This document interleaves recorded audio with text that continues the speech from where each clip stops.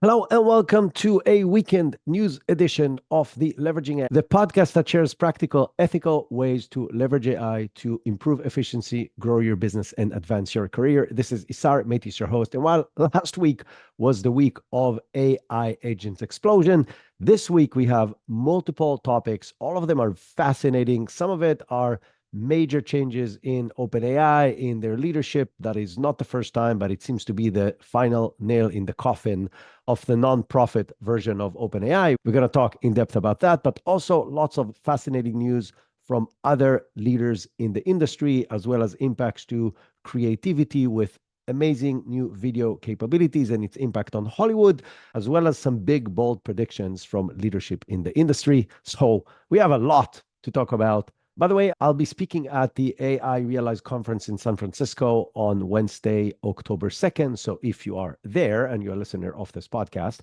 I would love to meet you. So come and say hi. And now let's get the news started.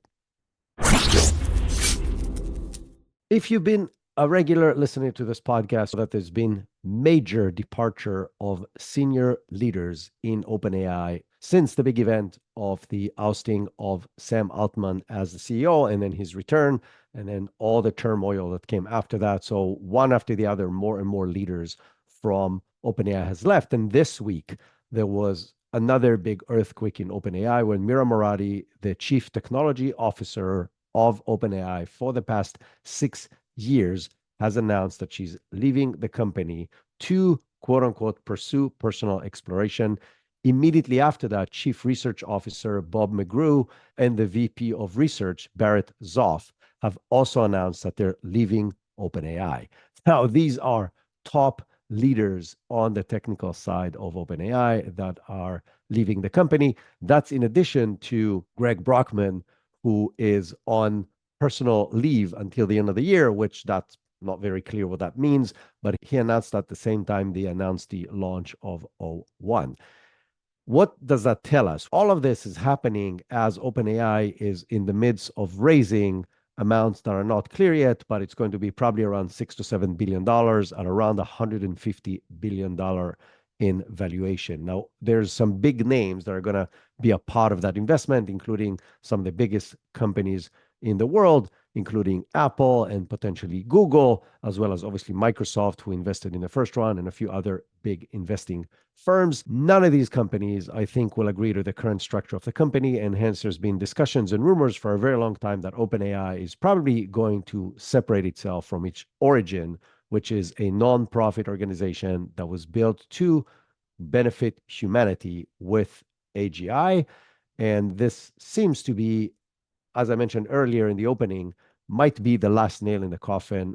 Now there's only 3 people of the original founders of OpenAI and its leadership that are still in the company out of 13. Everybody else has left. Now, that's not the first time that a company gets founded and then people are leaving, but I think most of these departures have to do with the fact that OpenAI has left the direction that it initially took, that people signed up for, both in means of the purpose of the organization, as well as the level of importance of safety in that environment. So to benefit humanity, you need to be very cautious with what you're doing. And I think that has went out the window for a very long time now. And we've seen multiple examples in the past year about that. So the departure of such important figures in the company is obviously a big deal. And I think it hints that the, if you want, takeover of Sam Altman over the company to lead it in the direction he feels is the right direction is very obvious. I think there's going to be very little opposition to Sam moving forward. And I think we will see OpenAI changing into a for-profit company sometime in the near future, and then raising this initial amount of money, which again, I don't think is a lot of money. And we're going to talk a lot about money in this particular episode, including about OpenAI. But they're going to raise $6 to $7 billion, at least in this round. And I think they're going to raise a lot more than that in the coming year. But the other big interesting piece of news coming from OpenAI this week is they finally released the advanced voice mode. So OpenAI demoed advanced voice mode a day before Google made their announcement earlier this year, but they did not share it with us until this week. There were a lot of rumors why, that it wasn't ready, that it's dangerous. There were a lot of issues with the voices that they were using that sounded too much like celebrities and people didn't like it. But it's now available and it's released and you can start using it. I must say that I'm using OpenAI with voice for a very long time now, mostly my voice inputs. Instead of typing, I just talk to it and tell it what I want it to do. But I never actually try to have a conversation with it, or I tried once or twice before and it wasn't great. And this week, I found myself driving back home late at night and I wanted somebody to talk to and I didn't want to bother anybody. And it was the day that this was released. I was like, okay, that's going to be interesting. I'm going to be speaking at this conference next week and I have different ideas on what exactly I want to change and focus my presentation. And I need somebody to brainstorm this with, and this will be interesting.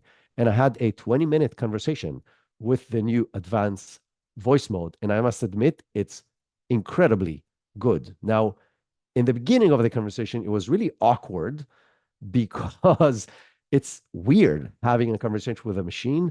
I must admit that about 5 to 10 minutes in, you totally forget about the fact that it's a machine and just having a great brainstorming session with somebody who's an expert on any topic that you want.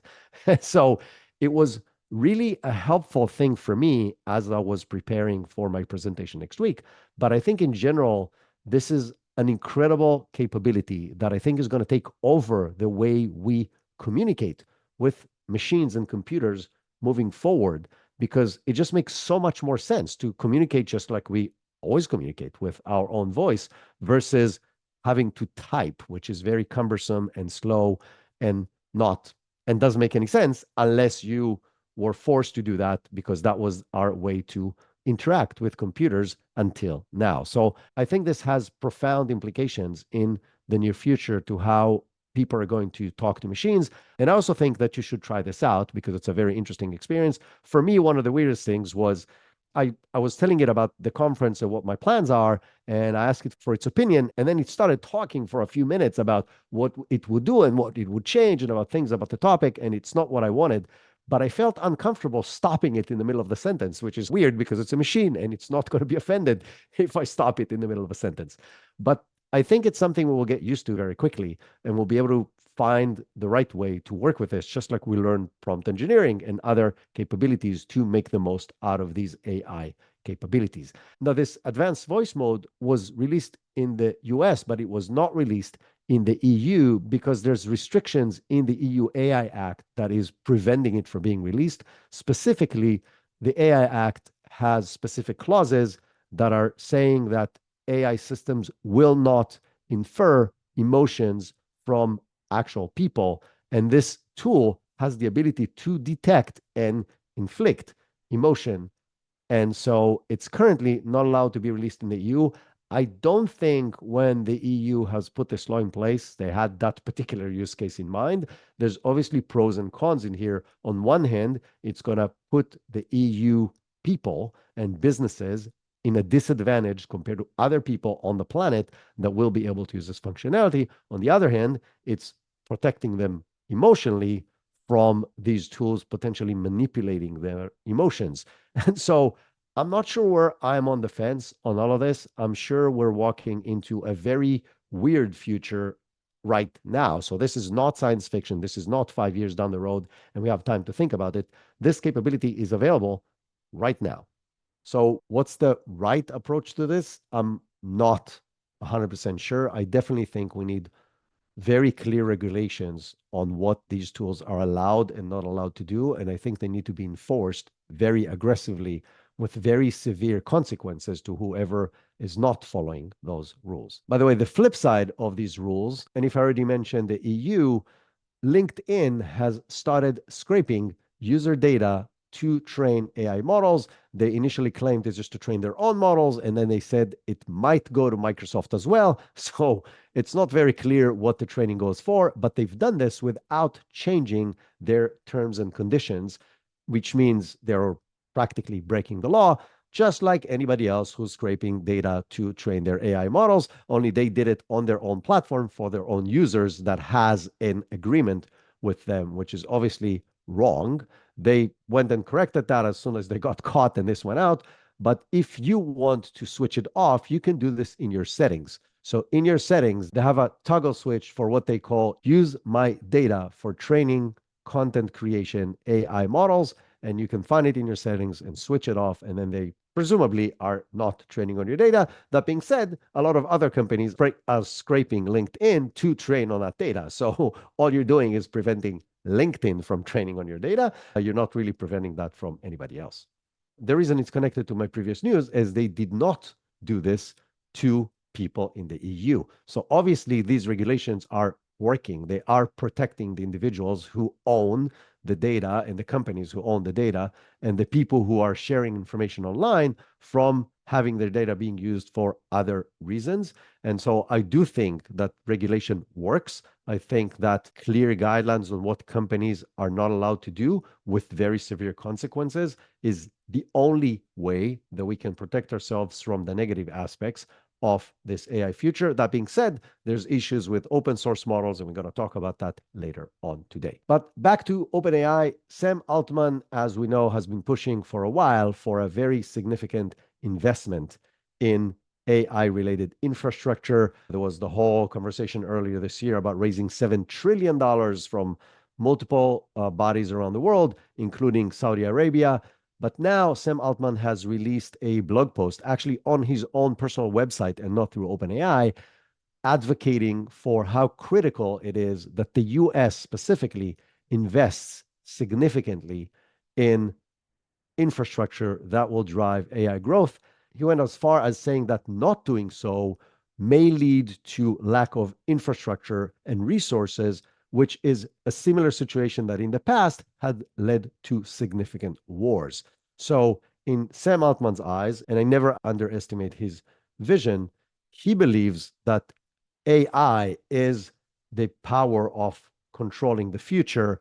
And so governments will have to invest to do that or go to war for those resources. That's obviously not something I think anybody wants, but that might get there. Now, in parallel to all of this, Microsoft and BlackRock, one of the largest investment companies in the world, has launched a $30 billion fund for AI competitiveness and energy infrastructure, all tied into AI infrastructure in the future. The White House has held a roundtable with AI leaders to discuss that. And so it's definitely a focus, but it's also a very big problem because there's no clear path to profitability. It doesn't necessarily putting large data centers in specific cities doesn't necessarily provide any economic benefits to that region because it's mostly data. There's not a lot of jobs that it generates. We talked in the past about several different reports, including from Goldman Sachs, that saying there's no clear path to ROI to any of those big investments that are being made right now. The negative environmental impacts that these data centers have right now is significant because they require a huge amount of water to cool them down. They require a huge amount of electricity that currently also comes from fossil dependent energy. And there's obviously a lot of discussions on how to build nuclear reactors in order to drive them and so on. But either way, there are a lot of implications to pushing that forward. And there's also the other negative impacts that we talk about a lot in the show, which is weaponizing these systems, which there's zero doubt in my mind it's already happening. So building AI driven or quasi AI driven weapons and deep fakes in the news and AI generated misinformation and disinformation and job displacement. So there's a lot of negatives in that. But the fact that there's a huge push forward to provide the right resources for that is undeniable, and it's happening right now. And you just need to be aware of that and try to impact that as much as you can, mostly in the awareness and education about the negative implications to hopefully prevent them or at least minimize them as much as possible. Now, also in his blog post, which by the way was called The Intelligence Age, which he released this past week, he also talks about the fact that AGI is imminent and it's actually coming pretty fast. So he used the phrase a few thousand days. I don't know how much is a few thousand days, but it sounds to me like less than 5 to 10 years, which was the previous assessment. So if we use the concept of a few thousands, not a lot of thousands, we're talking about 2 to 3 thousand days, divide that by 365 days a year, you're in, I don't know, 4 to 5 years time frame where we're going to have super intelligence or AGI. The truth is, as I mentioned in this podcast several times before, it doesn't really matter when AGI is achieved because every single milestone along the way has very significant impacts already. So GPT-o1 is already better than PhDs in many different topics in answering questions, doing research, solving complex problems. So we don't need to wait for AGI to get all the implications of what it means to the workforce, to society, to education, to healthcare, to all these different things that make us what we are as far as a society. And speaking about education about AI, OpenAI has announced that they've launched the OpenAI Academy, which is an initiative aiming to boost AI skills and career in developing countries, so low and middle income countries. So this is obviously fantastic, right? It's a great thing, and I really hope that more companies go in that direction. And we're going to talk in a minute that Google is actually doing similar things. But the funny thing, or sad thing, if you want to be realistic, is that they've assigned $1 million in API credits for that fund. That's not a lot of money. That's actually a negligible amount of money in the big scheme of things. Now, in addition, they're going to do other things in the program. They're going to host incubator and contests. They're going to be providing access to AI experts and developers for these developing countries. And they're building a global network of developers to foster collaboration and knowledge sharing and so on. So fantastic. This is great. I think, again, it's a good idea. I think it's an initiative that has to move forward, but the amounts are just so sad because they're so small compared to all the other numbers that you hear. So we just talked about the fact that they're planning to raise $7 billion, and out of that, they're investing 1 million or maybe a little more because there's going to be all the infrastructure around it. Let's say 5 million, let's say 10 million in providing AI education across the world. That's not enough. Now, in parallel, Google has announced that they are launching $120 million Global AI Opportunity Fund. So Sundar Pichai announced that in the UN Summit in New York this week, and it aims to expand AI education and training around the world, focusing on local language. So using Google Translate, they can take that content and knowledge and deliver it across the world very effectively. And they're going to do this through partnership with different nonprofit organizations around the world. So again, great news, $120 million. That's a way bigger amount than OpenAI is investing, which makes sense. Google is a much bigger company with insane amount of positive revenue versus OpenAI that are losing billions every single year.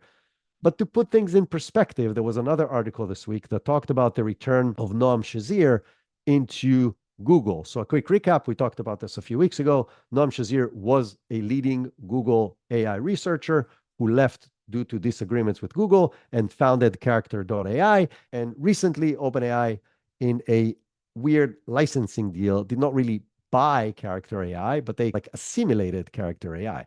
So this particular piece of news says that they've done the math on how much money actually was involved in that overall process to getting Noam Shazir and his team, to be fair, into OpenAI. And the number is $2.7 billion with a B. So Google invested $2.7 billion in getting a few leading researchers back into Google, but they're going to invest $120 million in Global Opportunity Fund. So again, you see where the funds are being invested right now. The real money, all of it, or the vast majority of it, is invested in driving these models faster and better in a fierce and insane competition that nobody knows its implications, and investing some of it to say, hey, look, we're going to go to the UN and we're going to announce this global fund. That sounds amazing.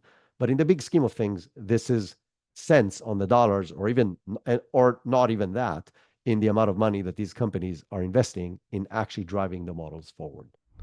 We have been talking a lot on this podcast on the importance of AI education and literacy for people in businesses. It is literally the number one factor of success versus failure when implementing AI in the business. It's actually not the tech, it's the ability to train people and get them to the level of knowledge they need in order to use AI in specific use cases successfully, hence generating positive ROI. The biggest question is, how do you train yourself, if you're the business person, or people in your team, in your company, in the most effective way? I have two pieces of very exciting news for you. Number one is that I have been teaching the AI business transformation course since April of last year. I have been teaching it 2 times a month, every month since the beginning of the year, and once a month all of last year.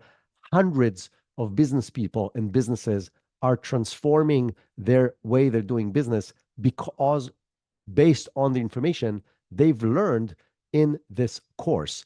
I mostly teach this course privately, meaning organizations and companies hire me to teach just their people. And about once a quarter, we do a publicly available course. Well, this once a quarter is happening again. So on October 28th of this month, we are opening another course to the public where anyone can join. The course is 4 sessions online, 2 hours each. So 4 weeks, 2 hours every single week with me live as an instructor with 1 hour a week in addition for you to come and ask questions in between, based on the homework or things you learned or things you didn't understand. It's a very detailed, comprehensive course that will take you from wherever you are in your journey right now to a level where you understand what this technology can do for your business across multiple aspects and departments, including a detailed blueprint of how to move forward and implement this from a company-wide perspective. So if you are looking to dramatically impact the way you are using AI or your company or your department is using AI, this is an amazing opportunity for you to accelerate your knowledge and start implementing AI in everything you're doing in your business. You can find the link in the show notes. So if you just open your phone right now, find the link to the course, click on it, and you can sign up right now. The other piece of news is that many companies are already planning for 2025, and we are doing a special webinar on October 17th at noon Eastern. So that's a Thursday, October 17th at noon Eastern. We're doing a 2025 AI planning session webinar when we are going to cover everything you need to take into consideration when you're planning HR, budgets, technology, anything you need as far as AI implementation planning in 2025. We're going to cover all the things you can do right now. So still in Q4 of 2024 in preparation to starting 2025 with the right foot forward, but also the things you need to prepare for in 2025. If that's something that's interesting to you, find another link in the show notes that's going to take you to registration for the webinar. The webinar is absolutely free, so you're all welcome to join us. And now back to the episode. Now, another really interesting piece of news that came out this week that is related to OpenAI is that Johnny Ive, who is a legendary Apple product designer, who's behind some of the most notable products in tech history, he left Apple a while back to start his own company that is called LoveFrom. And there were rumors that he's working together with Sam Altman from OpenAI on an AI product, a physical product. And this week, he confirmed these rumors. So the goal of what they're working on, and I'm quoting, is to create a product that uses AI to create a computing experience that is less socially disruptive than the iPhone. That's it. They didn't mention what it's going to be. They didn't mention exactly what they're working on, but it's going to be some kind of a device, probably a wearable device that you don't have to hold in your hand. So this could be glasses, this could be a pin, this could be an earbud, this could be many different things. We don't know the shape and form that it's going to take, but we know the two of the most advanced minds, one in creating products and the other one in creating usable, addicting consumer products, and the other in AI, are working together on something like this. Now, there's devices like this today, and we're going to talk about a few new capabilities like that that's moving forward. But Rabbit that came out and had a horrible device, there were different pins and necklaces, and they all didn't have very good success. A, because they just weren't good enough and they didn't deliver on what they were promising. But B, and that problem will continue to exist, is there's a lot of ethical questions in privacy when somebody's wearing sunglasses and you don't know if they're recording you and analyzing you while they're talking to you. There's a big problem there. The thing that I see is that resistance is futile in this particular scenario because this is coming. How exactly we're going to figure it out, I don't know, but we will have to, because I don't see a future in a near future where this doesn't exist, where everybody's wearing a device that is connected to AI that can help them analyze everything that they're seeing and take actions in the digital world that's connected to what's happening in the real world. And some of it could be really cool, like you're seeing something, wearing something that you like, and you can ask what they're wearing, and you can order it online with 2 seconds without actually clicking or opening anything. That is cool. And there's analyzing of rocks that you find that are interesting, or identifying animals or plants, or knowing how to navigate in a city you've never been to, or talking to people in the language you don't understand. There's a lot of beneficial things to it, but there's a lot of really bad things that can be done with it. And we have to find a way, again, as a society, to deal with that. But again, whether we're ready or not, these products are coming. And to continue in that thought, Meta just unveiled its Orion augmented reality glasses prototype in their Meta Connect event this past week. So Meta had a huge event. We're going to talk a lot about different announcement that they made. But the coolest stuff, and again, the most exciting and troubling stuff that they announced, is this new pair of glasses. So as Meta has this partnership with Ray-Ban, when they already released consumer grade glasses that has a camera and a microphone, and you can do different things with it. But this is a whole different kind of animal, and it's worth going and watching the demos of Orion from the Meta announcement. It's very cool. It knows how to do eye tracking and hand tracking and voice control. And there's like this cool thing, wrist user interface, where you can type on your wrist to do things. And it comes with its own set of AI features and relatively small batteries. Right now, this thing costs a fortune. So Meta's Reality Labs, which is the developer behind this thing, has lost $16 billion in 2023. That's obviously not the only thing that they've developed, but it tells you how much money goes to the development of this. And I think one of the challenges is going to be, how do you make this thing, which is amazing in some of its capabilities, in a cost or a price that people will be willing to pay? But the other questions are all the questions that I asked earlier. What does it mean to society? How do we live in a world where everybody's recording everything all the time and analyzing with AI everything all the time? As I mentioned earlier, that's where we're going. Start thinking about it. If you have any ideas, raise your voice and let's try to figure it out together. Now, the other thing that Meta announced this week, surprisingly, roughly at the same time that OpenAI announced their advanced voice mode, is that you'll be able to communicate with Meta AI using your voice and getting answered by different voices. Some of these voices are AI voices, but some of these voices are voices that they licensed from specific celebrities, such as Judi Dench and Kristen Bell and John Cena and Aquafina and Keegan-Michael Key. And again, the timing is interesting. I don't know if OpenAI chose to finally release their voice thing because of this announcement from Meta, and they didn't want to be left behind, even though they've demoed their capability 6 months ago, and they set on it to make it quote unquote better, safer, whatever it is that they were doing. And now they released it at the same week as Meta. So I think maybe one has to do with the other, but this feature will be available immediately across all of Meta's family of apps, including Facebook and Instagram and WhatsApp. So you can start using that voice functionality starting right now. They're probably rolling it out. So if you don't have it in your phone today, you will have it sometime in the next few days.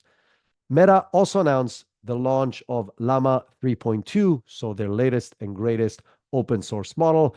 And the biggest difference from previous model is that Llama 3.2 is multimodal, and it knows how to understand images. So all the Meta models before were text only, and now you can insert images into the conversation, and it knows how to understand them and relate to them and work with you on what it's actually seeing. That's obviously connects very well to having glasses that can understand what's happening in the world around them. So all this technology is being developed in tandem with a much, much bigger vision. But right now, what they're giving us is the capability to work with images in the models. They released 2 different models, one with 11 billion parameters, the other with 90 billion parameters. And they also released 2 new versions of text-only models with 1 billion and 3 billion parameters that are faster and cheaper than the bigger ones to use, and still better than the previous text-only models.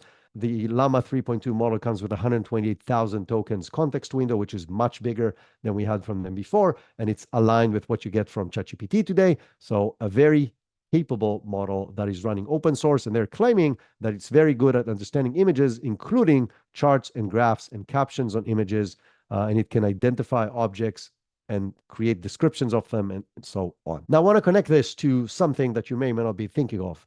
Meta has the largest inventory of images in the world by a very big spread. And that spread is growing every day because of the amount of images people are uploading to Instagram and Facebook and sending on WhatsApp.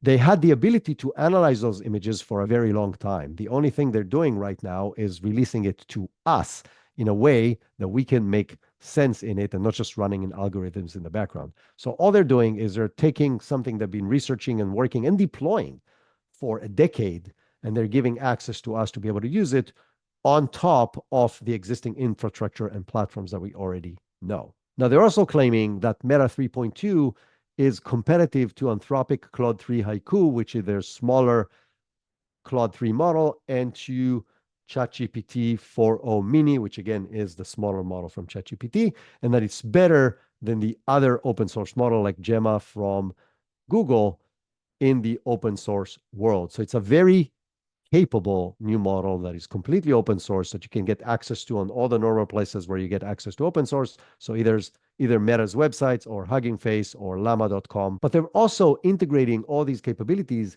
into their ad generation and to their enterprise solution. So enterprises can now build agents to do customer interactions and help with purchases on the Meta platforms that connects to all the agent craze that we talked about in the past few weeks and specifically last week. They are saying that 1 million advertisers are already using Meta's generative AI tools to create images and to create descriptions and so on. And they're claiming that there's an 11% higher click-through rate and a 7.6% higher conversion rate from AI-assisted ad campaigns, which connects to my concerns and the EU concerns and so on, that these models are very good and very convincing to humans to take actions or think in a specific direction, which on one hand is great for advertisers, on the other hand, scary to anybody else. And the final piece about Meta and part of their announcement is that they've announced that their Imagine feature, which is their ability to create images, is rolling out in a new functionality to all their platforms, fully integrated with the existing user interface. So users across Facebook and Instagram and WhatsApp will be able to create images and as part of their stories, or as part of their profile pictures, and as part of everything else that has to do with communicating and using these platforms. Some of this existed before, but they've added more and more places where you can use the functionality natively within the existing apps. Now, I'm going to quote Mark Zuckerberg in order to explain to you exactly what the vision is. So he's saying unlimited access to those models for free, integrated easily into our different products and apps. So the move is very clear. They have billions of people using their products every single day, and making the AI functionality available within the native apps in a way that people have used the apps before makes a very fast adoption. So they're currently claiming that they have 500 million monthly active users to the Meta AI capabilities, and they predict that Meta AI will be the most used AI assistant in the world by the end of this year. And again, they're saying that because it's just going to be a part of apps that people are using anyway. So they have a huge amount of distribution and a very loyal customer base that will just going to use this seamlessly within the existing applications. Now, let's move from Meta to Anthropic. We talked about OpenAI raising money. So Anthropic is also searching for the next raise. And the next raise is supposedly is going to be from a $30 to $40 billion valuation, doubling their valuation from their previous round earlier this year. To put things in perspective, the assessment right now is that Anthropic will end this year with $800 million in revenue, which is significantly less, by the way, than OpenAI. OpenAI is projected to end the year with around $4 billion in revenue. But Anthropic is burning, again, projected about $2.7 billion. So they're short $2 billion just for the year of 2024. So these companies are burning through insane amount of cash, both on talent, and we talked about before how much Google spent for bringing back one person with his team. So a huge amount of money on talent, but also a lot of money on training and inference for all the models that they're running. An interesting announcement from Anthropic this week. They have released what they call contextual retrieval, which is a new methodology that allows to get significantly better results when doing RAG, which is getting AI to respond based on information that you provided. So your documents, your databases, and so on. And they're claiming that it reduces the error rate by 67%. So significantly less hallucinations by using this. I'm not going to go into the details of exactly how to do this, but they're saying that they've tested it across various domains, such as writing code, writing fiction, scientific papers evaluations, financial document analysis, and so on. And they have released what they call a cookbook. So basically, how you can implement this to make the most out of your data. So if this is something your organization is trying to do, it's worth researching what Anthropic just released. Now, speaking on model releases and new functionality, Google has announced two new models in their platform, Gemini 1.5 Pro 002 and Gemini 1.5 Flash 002, which is just a new variation of the previous model that they released. The biggest differences are that it's 15% faster and they're increased rate limits, so you can do more requests per second through the API. They're also claiming higher benchmark performance, like 7% improvement on MMLU Pro and 20% improvement on math-heavy benchmarks. So better models for cheaper, that work faster, and that's has been the trend all along, and that's going to continue being the trend, where we're going to get better and better models that work faster and that cost us less, which, connecting to everything that we said before, has a lot of beneficial aspects, but also a lot of negative aspects as well. Now, since we mentioned a little bit about fundraising, Flux, the company that has gave us the image generation capability by Black Forest Labs, that has been integrated into Grok, which is the AI model that runs within X for its paid members, are looking to raise additional money. They just came out of stealth a couple of months ago, sharing that they raised $31 million so far, and they're currently looking to raise $100 million at a $1 billion valuation only a few months after releasing their product. As somebody who's been using their product, I can tell you it's absolutely amazing. It's the only image generation model right now that, in my eyes, compete with Midjourney. And so obviously developed by people that are very capable. And the thing they're going after, in addition to improving their image generation capability, is they're going to use the money to develop a state-of-the-art text-to-video tool that I'm going to be very excited about. And now we're going to talk a lot about video generation, what's happening in that field, because a lot is happening. So we talked a lot about that in the past few months, and I told you even before that 2024 is the year of AI video generation. I said that, by the way, in 2023, but it's turning to be highly accurate. Runway, the company that maybe has the most capable model right now that is available to us, has announced that they're releasing an API for their platform. So it's currently only available for limited access and on a wait list. It offers the Gen 3 Alpha Turbo, which is their faster, slightly smaller model than their flagship Gen 3 Alpha without the turbo in it.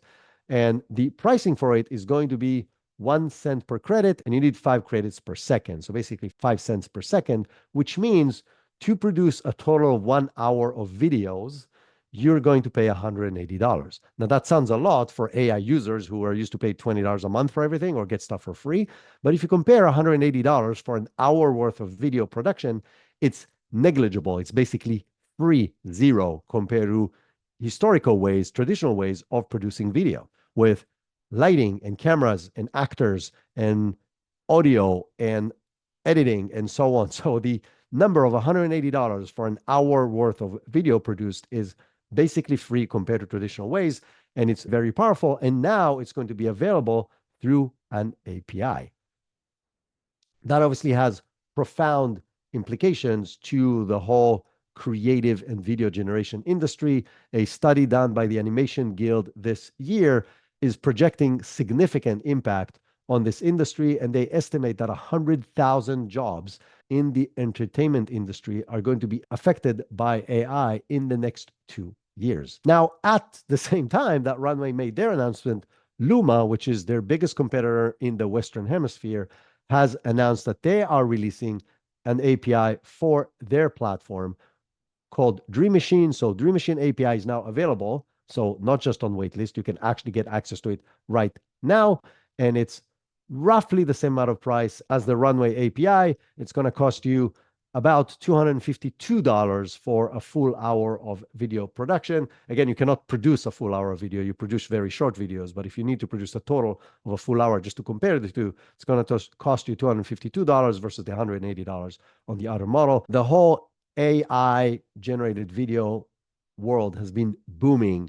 And we talked a couple of weeks ago about Adobe releasing their enterprise safe Firefly video creation. We talked about Alibaba's models, which are amazing. We talked about some other Chinese models, which are providing amazing capabilities. So this is running very, very fast. And that's before OpenAI has released Sora. So Sora, which was announced very early this year and demoed very early this year, I think February, which I think sent this whole craze into hyperdrive, has not been released yet, other than few large groups from the industries like Hollywood studios and so on, to figure out how to release it safely and in a better way.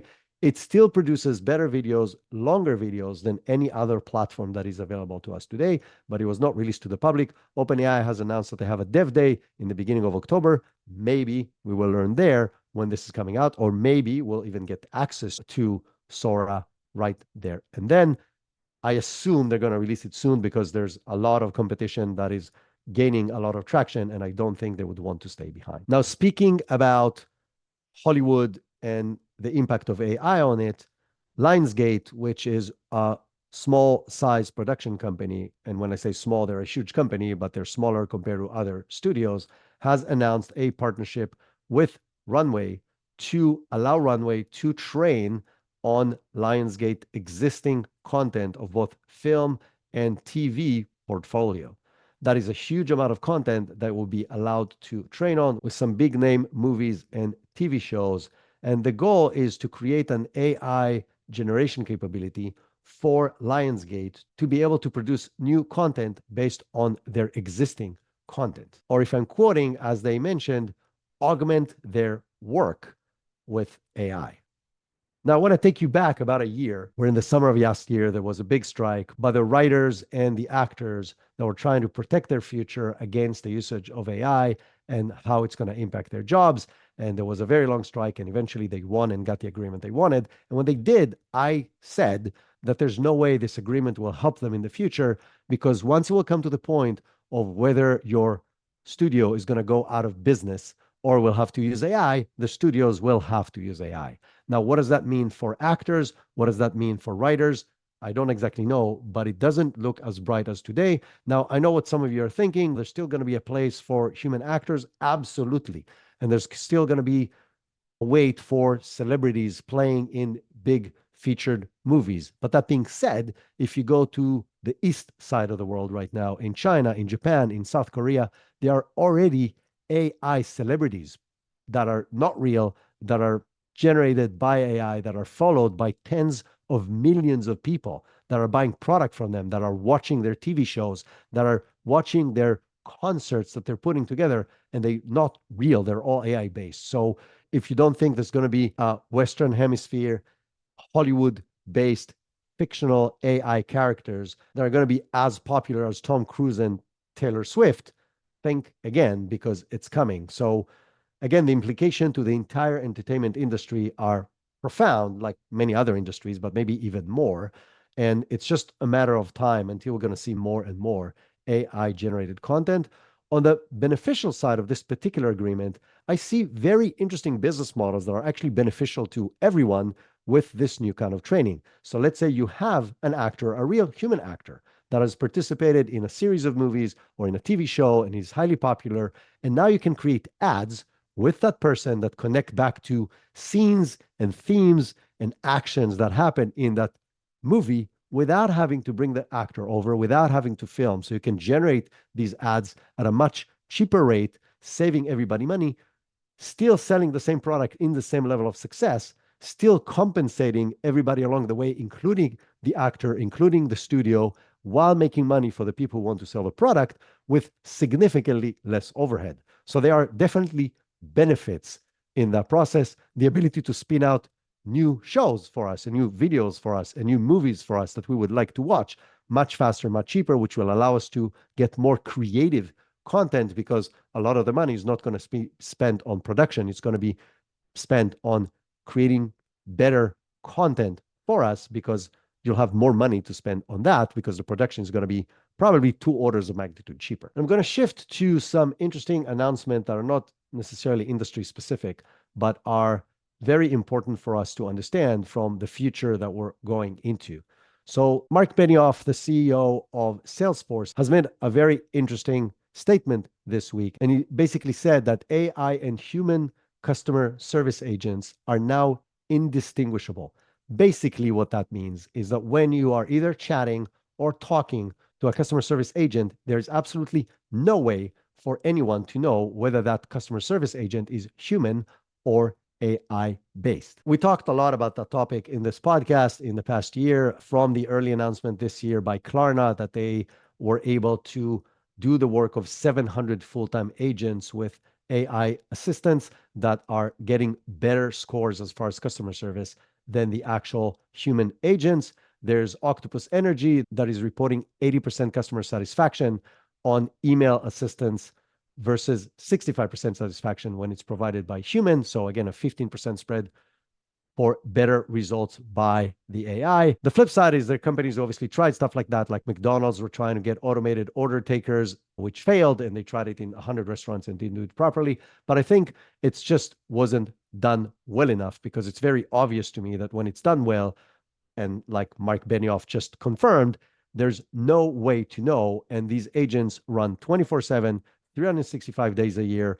They never get tired. They never fight with their spouse. They're never in a bad mood. They know how to speak any language on the planet, and they're connected to all the databases so they can get much faster answers and resolve issues faster than human agents. So I think the whole customer service industry is going to go through a very dramatic change in the next couple of years. Now, what does that mean for jobs, for this huge industry? I think you understand very well what it means for jobs in that industry. I don't think we're going to have human customer service agents at all, other than maybe supervisors and higher level of people to deal with very specific unique cases within 5 years from now, potentially sooner. And again, and to add one last thing to that, these models that now can speak and understand what we speak, understand emotion and simulate emotion as if they have emotions, which they obviously don't. These models have the capability to be very persuasive. So Yoshua Bengio, which is considered one of the godfathers of AI, one of the leading researchers in the field for decades, he's a Turing Award-winning computer scientist.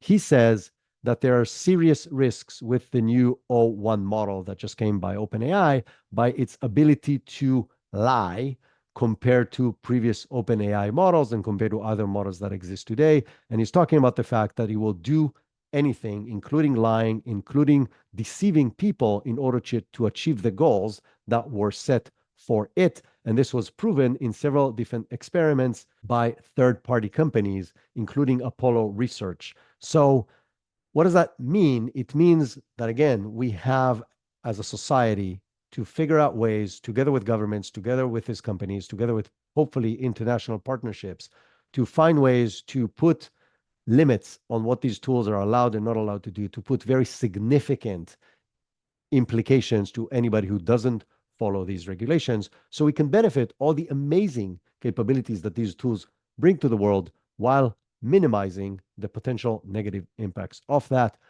That's it for this week. There's a lot of other news. There's probably 15 different things that did not go into this episode. If you want to know what they are, sign up for our newsletter that has all of that. It has announcements on all our events and training that we're doing, which are deep dives into very specific topics. We have hundreds of people who participate in those training sessions every single week. So if you want to know how to do that, just open your app right now. In the show notes, there's a link to sign up for the newsletter. And in the newsletter, you can find all of that information, including all the news we don't put into this episode. If you are enjoying this podcast, which I really hope you are, and based on the growth in the listenership, I know a lot of people are. So first of all, I thank you for listening to the podcast and to continue consuming this. But if you're enjoying this, if you're learning from this, please consider opening your app right now, whether it's on Spotify or Apple Podcasts, and reviewing this podcast right now. Pull up your phone and do this right now. And also, while you're at it and you have the phone open, share this podcast with a few people that you think can benefit from this, whether friends or family or colleagues or other people that you know. I would really appreciate that. You help the world by letting more people be more educated about the goods and bads of AI and how they can prep and learn more about it. And you're helping me to grow this podcast, which is your way to participate in the process of driving AI literacy. We'll be back on Tuesday with a fascinating how-to episode where we're going to dive into how to do a specific AI use case that can benefit your business. And until then, have an awesome weekend.